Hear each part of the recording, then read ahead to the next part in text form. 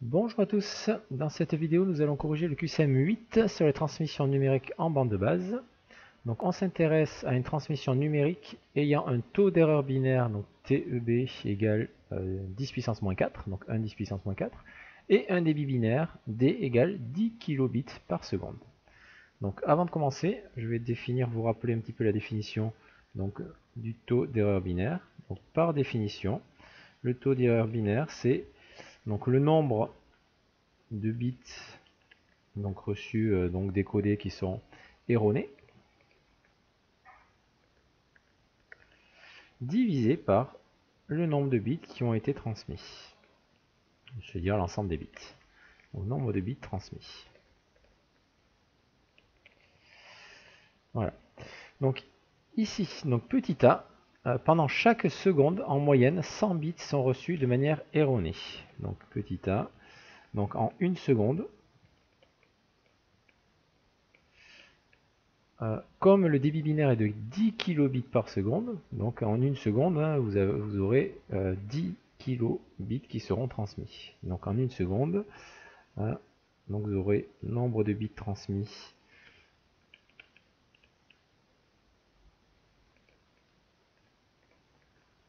donc là, ça, ce sera égal à 10 000, d'accord.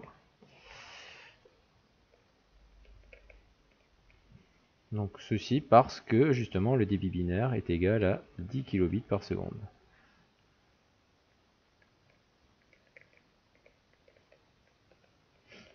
Voilà.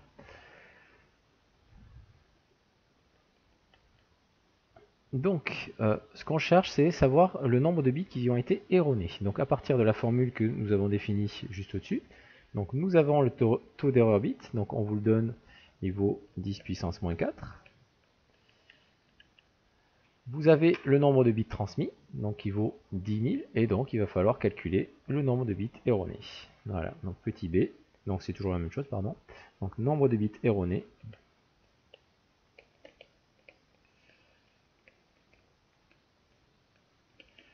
qui sera égal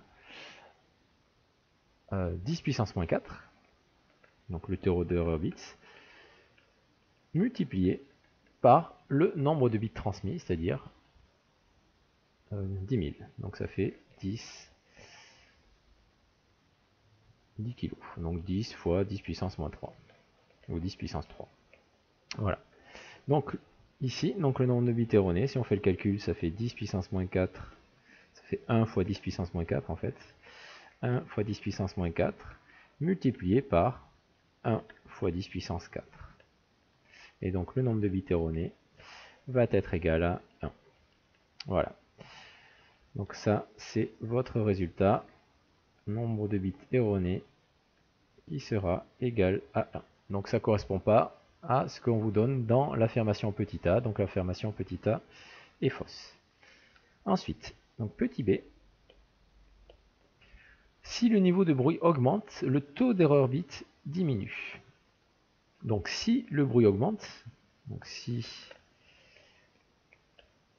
le bruit augmente, forcément, vous allez avoir un peu plus de nombre de bits qui vont être erronés à la réception. Donc le nombre de bits erronés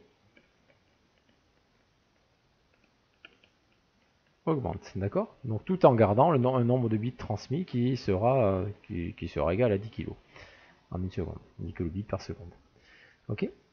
Donc ça avec donc nombre de bits transmis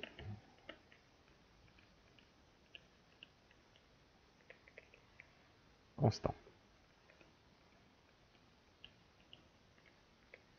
Donc forcément le taux d'erreur bit, d'accord. Donc le taux d'erreur bit ici qui est égal donc au nombre de bits erronés. Donc je vais le reprendre divisé par le nombre de bits transmis.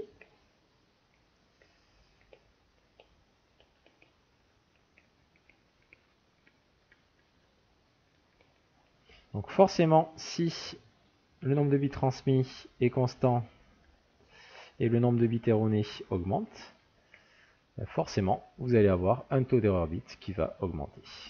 Voilà. donc le taux d'erreur bit, forcément, il va augmenter. Ok? Voilà, donc on a bien, donc comme l'indique l'affirmation, le taux d'erreur bit qui augmente.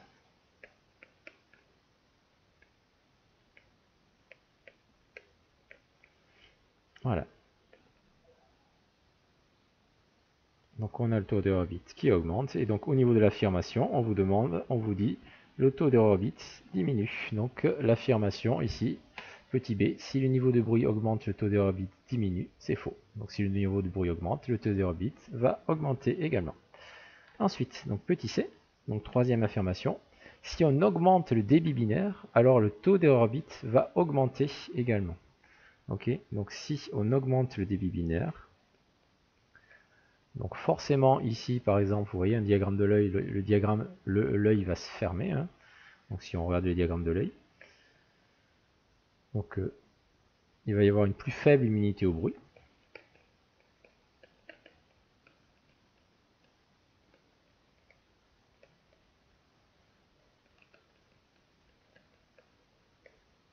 Donc une plus faible immunité au bruit, ça veut dire qu'on va être plus sensible justement au bruit, hein. Donc plus faible, donc là je vais attendre que ça arrive. Donc immunité au bruit.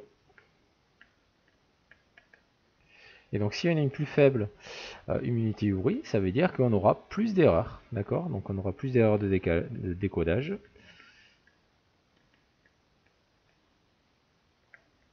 Donc plus d'erreurs, et donc forcément le taux d'erreur bit va augmenter. Donc le taux d'erreur bit augmente. Donc l'affirmation petit c, qui affirme que le taux d'erreur bit augmente, si on augmente le débit binaire, va être exact. Voilà, donc au niveau des résultats, on va pouvoir cocher la case petit c, qui va être la seule affirmation qui sera exacte dans ce QCM. Merci à tous, à très bientôt.